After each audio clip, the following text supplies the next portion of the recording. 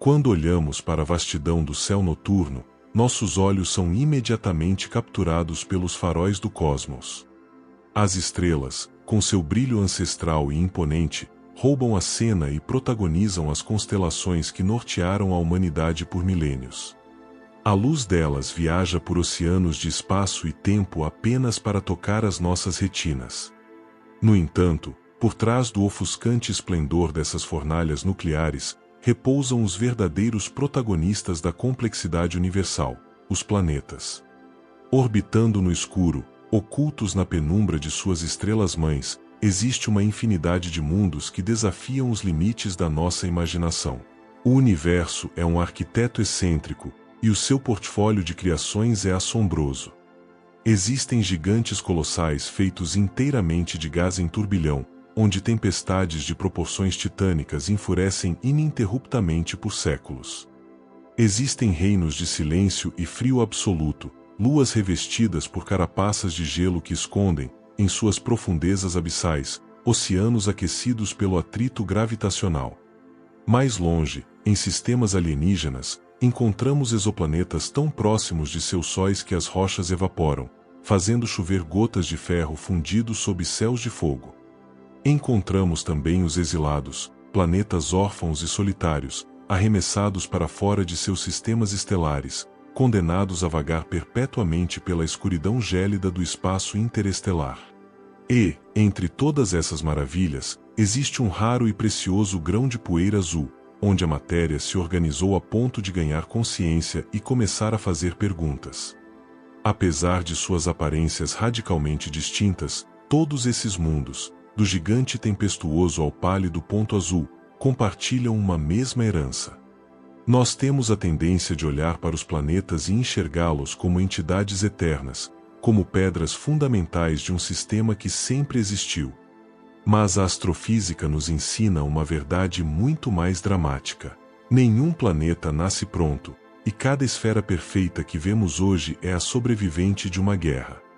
Uma guerra travada na escuridão, onde as armas eram a velocidade e a massa, e o prêmio era o direito de existir. Para compreender como o cosmos esculpe essas esferas perfeitas, precisamos esquecer a aparente tranquilidade das órbitas atuais. A arquitetura planetária é o resultado de um processo brutal, metódico e dolorosamente lento. É a história da matéria lutando contra o espaço vazio. Capítulo 1 – O despertar da matéria. Antes que as estrelas do nosso horizonte tivessem nomes, e muito antes que houvesse olhos no universo para contemplá-las, a Via Láctea guardava em suas dobras um abismo de escuridão. O espaço não era um vazio completamente desprovido de vida, mas sim uma tumba fria iluminada por clarões distantes. O que viria a ser a nossa Terra, a nossa casa e tudo o que conhecemos, não passava de uma névoa invisível e dispersa. Uma nuvem molecular fria, vasta e silenciosa, repousando na periferia da galáxia. Essa névoa era composta quase em sua totalidade por hidrogênio e hélio, os elementos mais simples e abundantes forjados nos primeiros instantes do tempo. Mas escondida nessa vastidão de gás, flutuava uma poeira sutil, quase impalpável, cinzas estelares. Microscópicos grãos de carbono, silício, ferro e icebergs em miniatura, ejetados pelo sopro agonizante de estrelas anciãs, que queimaram e morreram bilhões de anos antes do nosso Sol existir.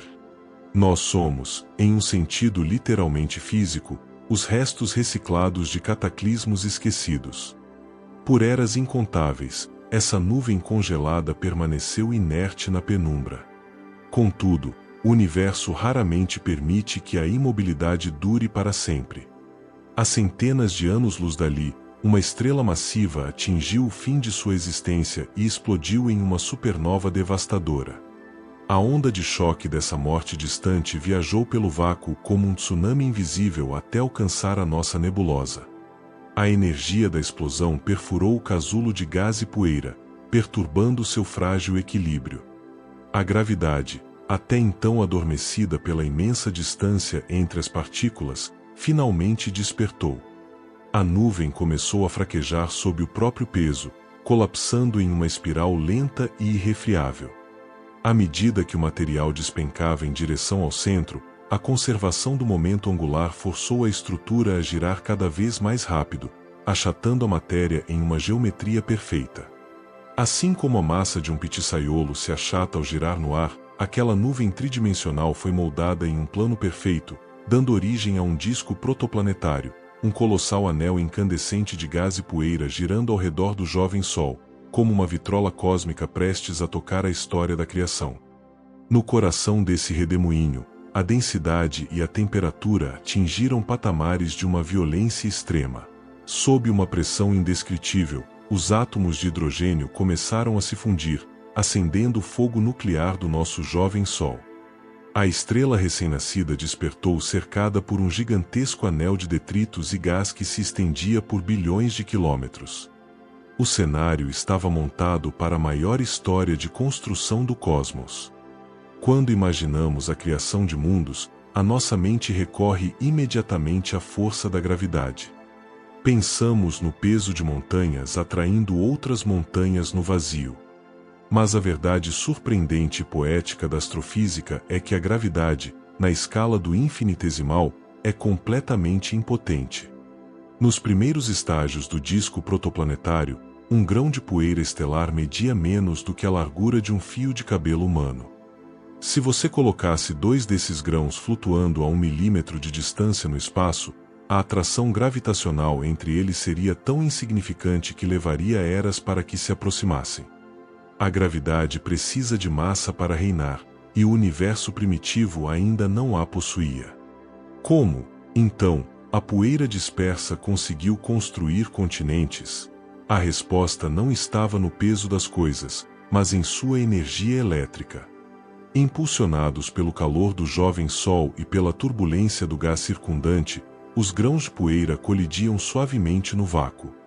Ao se roçarem, trocavam elétrons, adquirindo pequenas cargas eletrostáticas, exatamente a mesma força sutil que faz o cabelo se arrepiar ao raspar em um tecido, ou que prende a poeira à tela de uma televisão. Induzidos por essas forças van der Waals e por pontes de gelo microscópicas, os grãos começaram a grudar. O que começou como uma dança invisível de poeira transformou-se em flocos de matéria. Esses flocos aglutinaram-se em pequenos pedregulhos, e esses pedregulhos em rochas do tamanho de cascalhos e bolas de neve. Durante centenas de milhares de anos, a eletricidade estática atuou como o escultor invisível do cosmos, tecendo uma teia de matéria sólida no meio do turbilhão de gás. No entanto, essa construção enfrentou uma barreira terrível conhecida na astronomia como o obstáculo do metro. Quando os aglomerados de rocha atingiam cerca de 1 metro de diâmetro, a física do disco tornava-se hostil. O gás circundante atuava como um freio aerodinâmico, desacelerando os objetos e fazendo com que espiralassem em direção ao Sol escaldante em questão de séculos. Além disso, colisões entre rochas desse tamanho em altas velocidades não geravam união, mas a pulverização instantânea do material acumulado. Por muito tempo, a ciência não entendeu como a natureza superou esse gargalo. Hoje, sabemos que a própria turbulência do disco protoplanetário criou santuários. Redemoinhos gigantescos no gás agiram como tornados cósmicos, aprisionando bilhões de pedregulhos em regiões densas e protegidas. Ali, concentrados em multidões sufocantes, os fragmentos de rocha e gelo finalmente atingiram uma densidade crítica.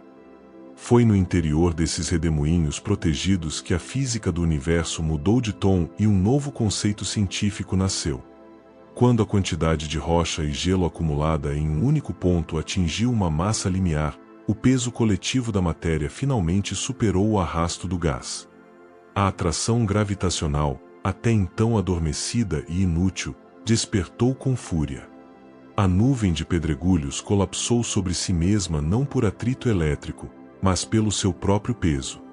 Nasceu assim o planetesimal. O termo planetesimal deriva da fusão das palavras planeta e infinitesimal. Ele define os primeiros objetos verdadeiramente massivos da criação, corpos rochosos e metálicos, ou misturados com gelo, que variavam de a algumas centenas de quilômetros de diâmetro. Eles eram o equivalente a montanhas, ilhas e até pequenos continentes flutuando livremente no vácuo do espaço. Diferente da poeira passiva que flutuava ao sabor do vento solar, o planetesimal possuía uma identidade gravitacional. Ele não era mais apenas uma vítima das correntes do disco, ele alterava o espaço ao seu redor. Sua gravidade era forte o bastante para desviar a trajetória de objetos vizinhos, atraindo poeira com autoridade e moldando a sua própria órbita. Os planetesimais são os tijolos primitivos absolutos do Sistema Solar. Eles eram os ancestrais diretos de tudo o que viria a existir. Se você pudesse caminhar sobre a superfície de um planetesimal típico, encontraria um mundo escuro, desprovido de atmosfera, coberto por um solo cinzento e poroso, ostentando formatos irregulares que lembravam batatas gigantescas ou asteroides bizarros. Trilhões dessas entidades preencheram o sistema solar primitivo.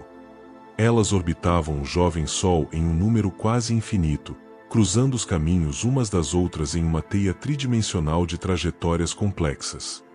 A fase da união gentil e da atração eletrostática sutil havia chegado ao fim. Ao despertarem a gravidade e se tornarem gigantes de rocha no meio do nevoeiro solar, os planetesimais quebraram o silêncio do universo.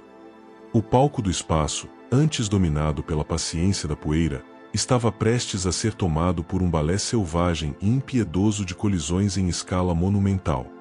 A matéria havia despertado, e o seu próximo passo seria escrito não pela paz da aglutinação, mas pelo fogo do impacto. Capítulo 2 – Os embriões de fogo. O sistema solar primitivo havia deixado para trás a era da poeira inerte e do atrito silencioso. Com o nascimento dos planetesimais, o espaço ao redor do jovem Sol tornou-se um território denso, povoado por bilhões de montanhas e continentes de rocha e gelo flutuando no vácuo. Mas o tempo da coexistência pacífica durou pouco. À medida que esses corpos ganhavam massa, suas influências gravitacionais começaram a entrecruzar órbitas, transformando o disco protoplanetário em um campo de batalha cósmico. A baixas velocidades, dois planetesimais poderiam colidir e se fundir suavemente, como dois blocos de argila se unindo no ar. Porém, na medida em que a gravidade do sistema aumentava, as velocidades orbitais disparavam. Os encontros deixaram de ser abraços sutis para se tornarem choques devastadores, ocorrendo a dezenas de milhares de quilômetros por hora.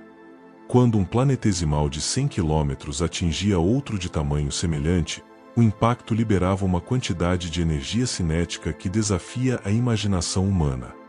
Não havia ar para propagar um som, mas o vácuo se preenchia com clarões cegantes de rocha vaporizada. A crosta desses objetos era estilhaçada em segundos, convertendo minerais sólidos em jorros de magma e nuvens incandescentes de silicatos. Todavia, paradoxalmente, foi através dessa brutalidade sem precedentes que a matéria encontrou o caminho para dar o seu próximo e mais complexo salto evolutivo. Das cinzas desses impactos perpétuos, a gravidade continuou a recolher os cacos, empilhando escombros sobre escombros. A massa acumulada começou a pressionar as entranhas desses monstros de rocha, preparando o terreno para uma transformação fundamental na arquitetura dos mundos.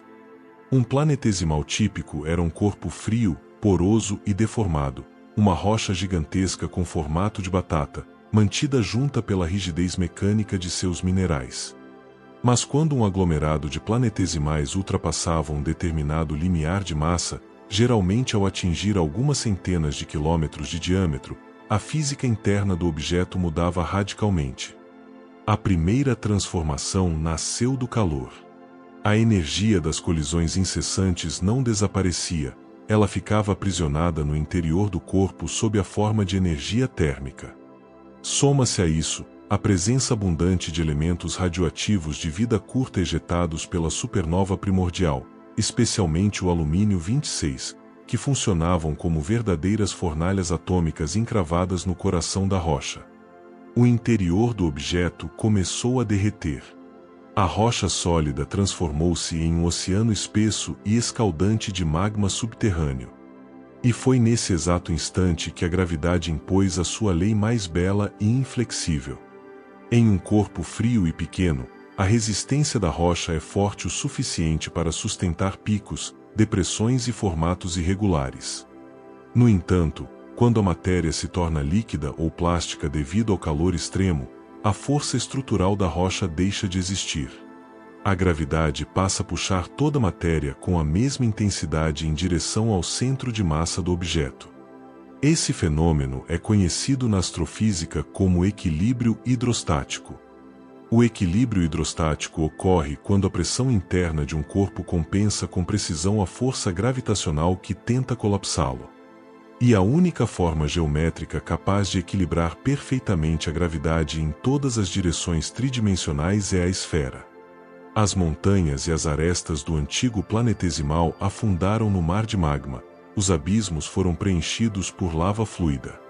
O objeto, antes uma massa disforme de rochas coladas, foi forçado pela própria gravidade a assumir a redondeza impecável dos mundos maduros. A conquista da forma esférica foi apenas o primeiro sintoma da metamorfose interna. Com o objeto completamente derretido em um oceano global de magma, ocorreu o evento geológico mais determinante para o futuro da habitabilidade, a diferenciação planetária. No interior do corpo incandescente, os elementos químicos encontravam-se inicialmente misturados em um caos heterogêneo. Mas a gravidade atua de forma seletiva sobre a densidade. Os elementos mais pesados e densos, predominantemente o ferro e o níquel, não conseguiram flutuar no magma de silicatos. Em um evento dramático frequentemente chamado de catástrofe do ferro, bilhões de toneladas de metal derretido começaram a afundar em direção ao centro do objeto, criando uma verdadeira chuva metálica no interior do mundo em formação. Ao despencar para o centro, esse ferro líquido acumulou-se em uma esfera densa e fervilhante, forjando um núcleo metálico. Paralelamente, os minerais mais leves, como silicatos ricos em alumínio, sódio e potássio, flutuaram em direção à superfície, resfriando-se em contato com o vácuo gelado do espaço para formar uma casca rochosa fina, a crosta. Entre o núcleo de ferro e a crosta de pedra, consolidou-se uma vasta camada intermediária de rochas densas e plásticas, conhecida como manto. Com uma estrutura interna dividida em camadas, um coração metálico, forma esférica e um oceano de magma na superfície, a matéria havia transcendido o estágio de planetesimal. Nascia, assim, o protoplaneta. O termo protoplaneta significa primeiro planeta ou embrião planetário. Trata-se de um mundo em gestação, um corpo celeste que variava do tamanho da nossa Lua até o porte do atual planeta Marte. Ele não era mais uma simples pedra flutuante, era um organismo geológico dinâmico. O movimento de convecção do metal líquido em seu núcleo incandescente começava a gerar os primeiros e tímidos campos magnéticos, enquanto o desgaseamento de seu manto derretido expelia vapores tóxicos de dióxido de carbono e água, criando as primeiras atmosferas primitivas do cosmos. O sistema solar de 4,5 bilhões de anos atrás tornou-se um berçário superpopulado de protoplanetas. Onde hoje vemos o silêncio e o espaço limpo entre o Sol e Júpiter, existiam dezenas, talvez quase uma centena dessas esferas incandescentes de magma. Era um ecossistema estelar dominado por titãs em crescimento. A Terra não existia como a conhecemos. Em seu lugar, orbitava um protoplaneta incipiente, a ancestral Terra, compartilhando sua vizinhança com outros embriões. Um deles, com o tamanho exato do atual planeta Marte, foi batizado pela ciência moderna como Theia. Outros mundos embrionários vagavam pelas regiões onde hoje repousa o cinturão de asteroides. A maioria desses protoplanetas teve uma existência breve e trágica. Eles eram os atores de uma grande purga cósmica. Devido à proximidade de suas órbitas e às perturbações gravitacionais causadas pelo crescimento dos gigantes gasosos mais distantes, esses embriões estavam fadados a se encontrar em um choque final de proporções apocalípticas. Contudo, Alguns raros protoplanetas conseguiram escapar da destruição total ou foram paralisados no meio do seu processo de desenvolvimento, servindo hoje como verdadeiros fósseis geológicos do início do tempo. O asteroide Vesta, localizado no cinturão principal, é um desses sobreviventes milagrosos. Embora tenha sofrido impactos brutais que arrancaram parte do seu polo sul, Vesta possui um núcleo de ferro, um manto de silicato e uma crosta basáltica. Ele é um protoplaneta congelado no tempo, um embrião de mundo que jamais teve a chance de se tornar um planeta completo. Da mesma forma, Ceres, o maior corpo do cinturão de asteroides, atingiu o equilíbrio hidrostático e a diferenciação interna, mantendo um manto rico em gelo de água sob sua superfície escura.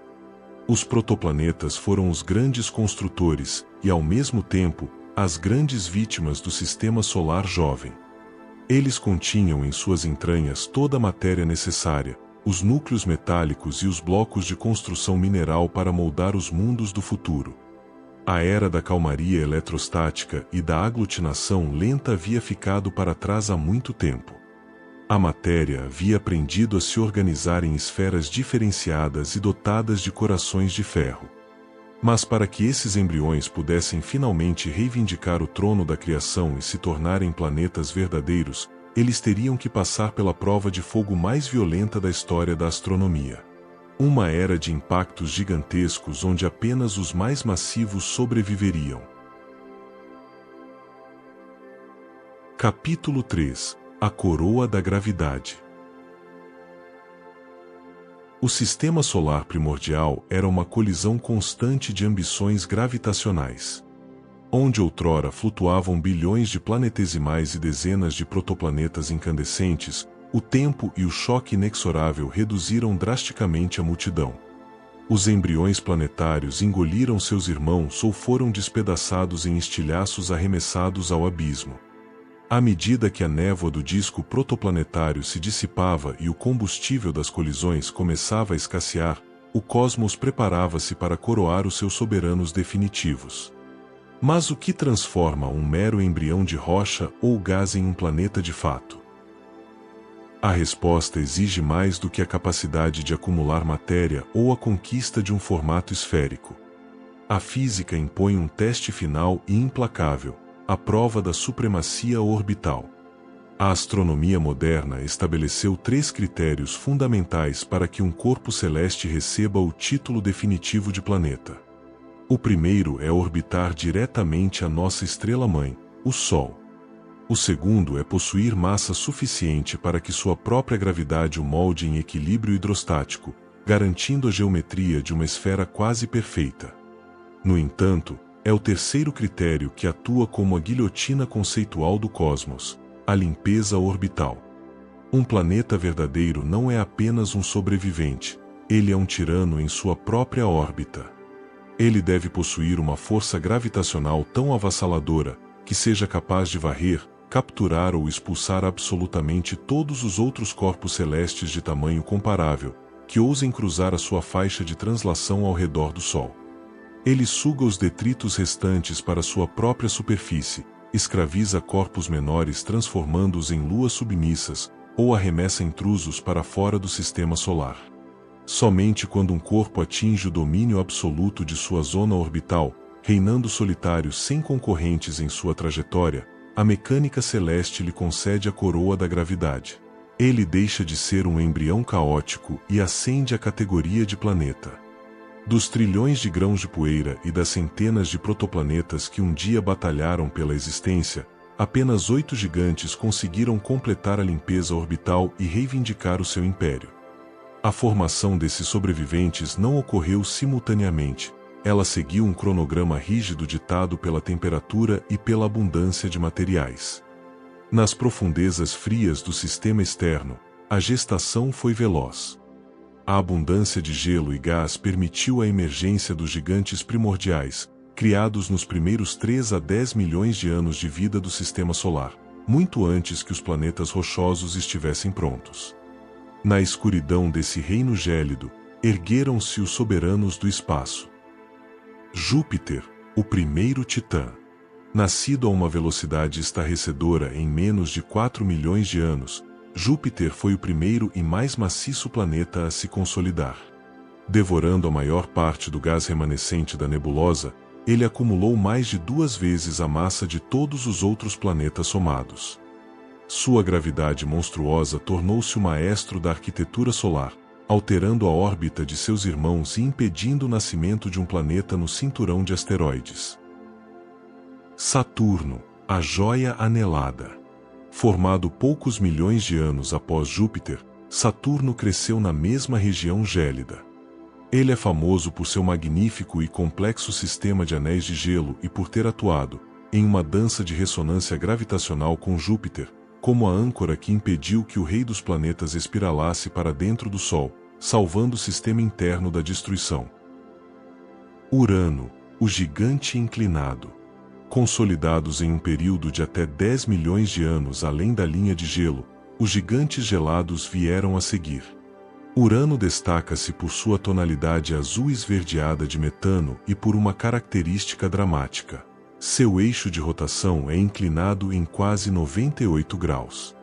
Urano gira deitado, o resultado provável de um impacto apocalíptico com um protoplaneta do tamanho da Terra, cujo evento ocorreu há milhões de anos. Netuno, o guardião do abismo. Nascido quase em paralelo a Urano nas zonas mais remotas, Netuno é o mundo mais distante do nosso sistema. Um leviatã azul escuro açoitado pelos ventos mais velozes do cosmos, que ultrapassam 2.000 km/h. Netuno funciona como a última grande muralha de gravidade antes da vastidão congelada do cinturão de Kuiper. Enquanto os gigantes gasosos e gelados já reinavam na escuridão externa, o sistema interno ainda era uma fornalha de impactos. Os mundos telúricos levaram muito mais tempo para se consolidar, entre 20 e 100 milhões de anos de fusões violentas entre protoplanetas. Do fogo e do caos desse cadinho primordial, emergiram as 4 fortalezas de ferro e pedra. Mercúrio, o cadáver esfolado. O planeta mais próximo do Sol concluiu sua formação em meio a colisões brutais que arrancaram a maior parte de seu manto de rocha. Mercúrio é hoje um mundo minúsculo, dominado por um núcleo metálico superdenso que ocupa 85% do seu volume, encolhendo e rachando à medida que o seu interior esfria sob o calor escaldante da estrela. Vênus, o gêmeo infernal. Formado em uma faixa orbital rica em silicatos, Vênus atingiu massa e tamanho quase idênticos aos da Terra. No entanto, sua proximidade com o Sol e a ausência de tectonismo de placas ativo o arremessaram em um efeito estufa descontrolado, transformando sua superfície em um inferno de 470 graus Celsius sob pressões atmosféricas esmagadoras. Terra, o oásis dinâmico. Consolidada cerca de 45 bilhões de anos após o impacto catastrófico com o protoplaneta Theia, a Terra emergiu como anomalia perfeita. Dotada de um núcleo magnético protetor, placas tectônicas ativas e uma lua colossal que estabiliza seu clima, a Terra manteve oceanos de água líquida que permitiram que a matéria inanimada despertasse em consciência. Marte, o paraíso atrofiado. O último dos mundos rochosos a estabilizar-se teve seu crescimento interrompido precocemente. Aparelhado pela fome gravitacional de Júpiter, que roubou os planetesimais de sua vizinhança, Marte permaneceu um mundo pequeno e frágil. Ao esfriar rapidamente, perdeu seu campo magnético e sua atmosfera, tornando-se o deserto vermelho e enferrujado que conhecemos. A imposição do critério da limpeza orbital revelou uma verdade fascinante sobre a geografia do espaço. Nem todos os corpos celestes que atingiram a beleza da forma esférica conseguiram conquistar a tirania de suas órbitas. Nasceu assim uma nova categoria de objetos fascinantes: os planetas anões. Um planeta anão possui massa suficiente para que sua própria gravidade o vença, superando a rigidez da rocha e moldando-o em uma esfera perfeita através do equilíbrio hidrostático. Ele orbita o Sol e não é uma lua de outro planeta. Contudo, ele fracassa miseravelmente no terceiro teste. Ele não tem força gravitacional suficiente para limpar a sua vizinhança orbital. Ele compartilha sua trajetória com multidões de outros objetos e detritos do início do tempo. O exemplo mais célebre dessa casta é Plutão, outrora classificado como planeta. Localizado no gélido cinturão de Kuiper, Plutão é um mundo deslumbrante, coberto por geleiras de nitrogênio e montanhas de água congelada. No entanto, sua massa é uma fração minúscula de todos os objetos que cruzam a sua região. Plutão não domina sua zona, ele é apenas um entre milhares de icebergs celestes que povoam a fronteira externa. Da mesma forma, Ceres, o maior corpo do cinturão de asteroides entre Marte e Júpiter, é um planeta anão. Embora seja redondo e possua um manto rico em gelo de água, Ceres vive cercado por centenas de milhares de asteroides fragmentados.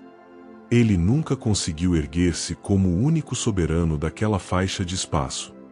Mundos remotos como Eris, Almeia e Makemake juntam-se a esse grupo de reis sem trono. Eles não são menos importantes ou defeituosos, pelo contrário, os planetas anões são os fósseis mais puros da criação, testemunhas silenciosas de uma época em que o sistema solar estava repleto de embriões prontos para nascer, mas cuja história foi interrompida pelo congelamento ou pelo isolamento no abismo. A reclassificação de Plutão de planeta em planeta anão, em 2006, não foi um rebaixamento burocrático, mas o sintoma inevitável da nossa própria evolução tecnológica. À medida que telescópios cada vez mais potentes passaram a varrer as profundezas gélidas do cinturão de Kuiper, a astronomia foi confrontada com um verdadeiro caos conceitual. Descobrira-se que Plutão não era um mundo solitário, mas apenas a ponta de um iceberg cósmico cercado por milhares de corpos semelhantes, incluindo Eris, um objeto de massa rival. A célebre Assembleia Geral da União Astronômica Internacional transformou-se no palco de um debate histórico e apaixonado, onde a própria definição de planeta precisou ser reescrita sob forte comoção pública e acadêmica. A perda do trono de nono planeta marcou uma profunda mudança de paradigma. Provou que a ciência é um organismo vivo e dinâmico, onde a tecnologia não vem para destruir velhos mitos, mas para nos forçar a amadurecer a visão e reconhecer a verdadeira e complexa arquitetura do cosmos. Capítulo 4 – Os mundos além do Sol. Durante quase toda a existência da humanidade, nossa visão do cosmos esteve aprisionada aos limites do nosso próprio quintal celestial. Olhávamos para os pontos brilhantes da noite, imaginando-se o arranjo do nosso sistema solar, com seus mundos rochosos perto do fogo estelar e seus gigantes gasosos na escuridão externa, era a regra universal ou uma rara exceção. Por séculos, prevaleceu a dúvida existencial: seríamos nós o único altar de mundos no abismo? A resposta para essa angústia secular começou a emergir no final do século XX, quando a tecnologia finalmente nos permitiu enxergar além da nossa vizinhança. Despertava a era dos exoplanetas. Um exoplaneta, ou planeta extrasolar, é simplesmente qualquer mundo que orbita uma estrela que não seja o nosso Sol. Eles estão espalhados pelos braços espirais de todas as galáxias, orbitando estrelas de todos os tipos, desde anãs vermelhas gélidas e duradouras, até gigantes azuis de existência breve e furiosa. A confirmação de sua existência revolucionou a astronomia. Hoje sabemos que o cosmos não é um deserto estéril pontilhado por estrelas solitárias. A Via Láctea abriga mais planetas do que estrelas. Centenas de bilhões de mundos orbitando em um balé infinito. A solidão cósmica do nosso sistema solar foi definitivamente rompida, revelando uma tapeçaria planetária infinitamente mais bizarra e diversificada do que a ficção científica jamais ousou fantasiar. Observar um exoplaneta diretamente é uma das tarefas mais difíceis da ciência moderna. Tentar fotografar um mundo distante é o equivalente óptico a tentar enxergar um pirilampo voando ao redor do refletor de um estádio de futebol, a milhares de quilômetros de distância. A luz ofuscante da estrela hospedeira engole completamente o fraco brilho refletido pelo planeta. Para contornar essa cegueira, os astrônomos tiveram que se tornar detetives da luz, desenvolvendo métodos indiretos de detecção de uma precisão quase inacreditável. O primeiro e mais produtivo desses caminhos é o método do trânsito. Quando a órbita de um exoplaneta está perfeitamente alinhada com a nossa linha de visão na Terra, ele passa periodicamente diretamente em frente ao disco de sua estrela. Ao fazer isso, o planeta bloqueia uma fração minúscula da luz estelar, criando um eclipse microscópico. Telescópios espaciais medem essa queda quase imperceptível no brilho do astro, às vezes menor que 1%. Revelando não apenas a presença do mundo oculto, mas também o seu diâmetro e a duração de seu ano. O segundo grande método é o da velocidade radial, também conhecido como método da oscilação. Um planeta não orbita simplesmente uma estrela estática, a gravidade é uma via de mão dupla. O planeta atrai a estrela tanto quanto a estrela atrai o planeta. Assim, à medida que o mundo orbita, ele faz sua estrela hospedeira bambolear levemente no espaço. Essa pequena dança provoca alterações na cor da luz emitida pela estrela. Um efeito Doppler cósmico que desvia a luz sutilmente em direção ao azul quando a estrela se aproxima de nós, e em direção ao vermelho quando ela se afasta. Através dessas pequenas pegadas deixadas na luz, telescópios lendários como Kepler, o TESS e o James Webb conseguiram catalogar milhares de mundos distantes, revelando uma coleção de arquiteturas planetárias que desafiaram todas as nossas teorias prévias. Quando abrimos a janela para os exoplanetas, a natureza provou que possui uma imaginação muito mais fértil do que a dos astrofísicos. As primeiras descobertas não revelaram cópias da Terra ou de Júpiter, mas sim monstros celestes que a ciência julgava impossíveis de existir. A grande surpresa foram os Júpiteres quentes. Tratam-se de gigantes gasosos com massas semelhantes ou superiores à de Júpiter, mas que orbitam terrivelmente próximos de suas estrelas hospedeiras, muitas vezes a uma fração da distância que separa Mercúrio do nosso Sol. Nesses mundos infernais, um ano inteiro dura apenas algumas horas ou dias. Suas atmosferas são infladas pelo calor atroz, atingindo milhares de graus Celsius, onde chovem metais liquidificados, e ventos supersônicos rasgam os céus de gás em chamas.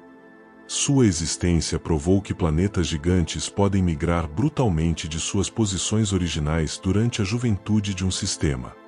À medida que nossa sensibilidade de detecção melhorou, descobrimos classes de mundos que sequer possuem equivalentes no nosso sistema solar. Superterras, planetas rochosos com massa entre 2 e 10 vezes superior à da Terra. Elas são a classe de exoplanetas mais abundante da galáxia. Possuem gravidades esmagadoras, vulcanismo hiperativo e, em alguns casos, atmosferas densas capazes de sustentar oceanos globais sob pressões colossais. Mini-Netunos, mundos intermediários, maiores que a Terra, mas menores que Netuno. São cobertos por espessas camadas de hidrogênio e hélio sobre um manto profundo de água e gelo sob alta pressão. Mundos oceano, planetas cuja composição é dominada por água. Diferente da Terra, onde os oceanos são uma fina película sobre a rocha, esses mundos possuem mares de centenas de quilômetros de profundidade, cobrindo todo o planeta sem que exista um único centímetro de terra firme. Mundos de lava, planetas rochosos tão próximos de suas estrelas, que suas superfícies foram completamente derretidas, ostentando oceanos de rocha liquefeita de um lado, e crostas de rocha congelada do lado noturno, onde chove pedra condensada. Dentre todas as aberrações e maravilhas que povoam o cosmos, nenhuma classe de objetos é mais poética e aterradora do que os planetas órfãos, também conhecidos na astrofísica como Rogue Planets ou planetas errantes.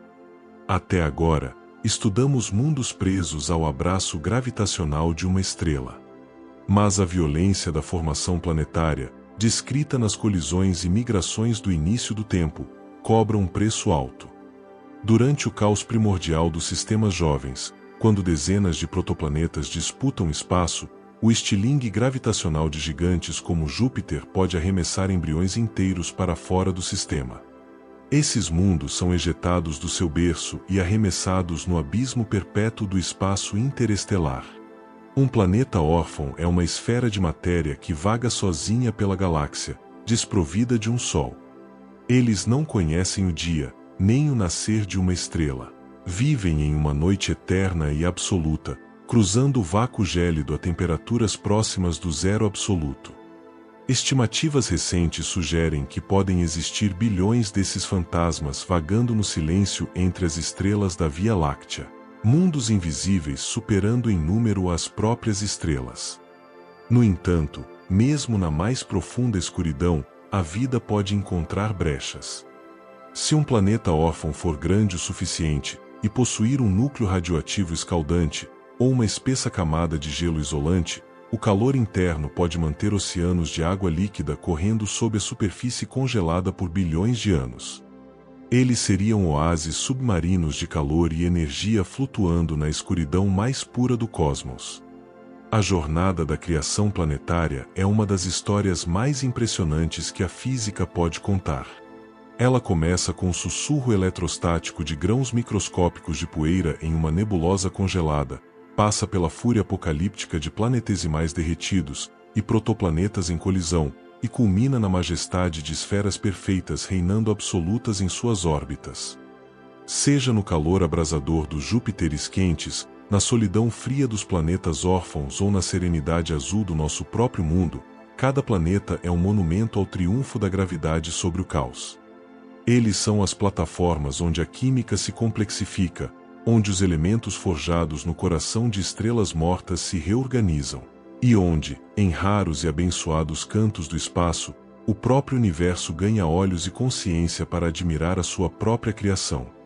Nós somos a poeira das estrelas que colidiu, derreteu e se organizou até aprender a olhar para o céu e compreender a sua própria história. E enquanto houver estrelas brilhando na escuridão, a gravidade continuará a sua dança eterna, forjando novos mundos, novos mistérios e novas fronteiras além do nosso Sol. Diante de um cosmos tão vasto e implacável, restam as perguntas que desafiam a nossa existência. Quantos outros mundos, neste exato momento, estão abrigando olhos que também contemplam o firmamento e fazem as mesmas perguntas? Será a vida uma consequência inevitável dessa grande arquitetura, ou um milagre solitário perdido na imensidão? E quando nosso próprio Sol chegar ao inevitável fim de sua jornada, para qual dessas novas fronteiras a poeira consciente que nos moldou se dirigirá? O saber total é uma miragem. O que buscamos pertence ao infinito. Ainda assim, fazemos parte de um fluxo imparável. Assim como os corpos celestes são inevitavelmente atraídos pela gravidade das estrelas, seguimos navegando, um dia após o outro, rumo ao desconhecido, além do cosmos.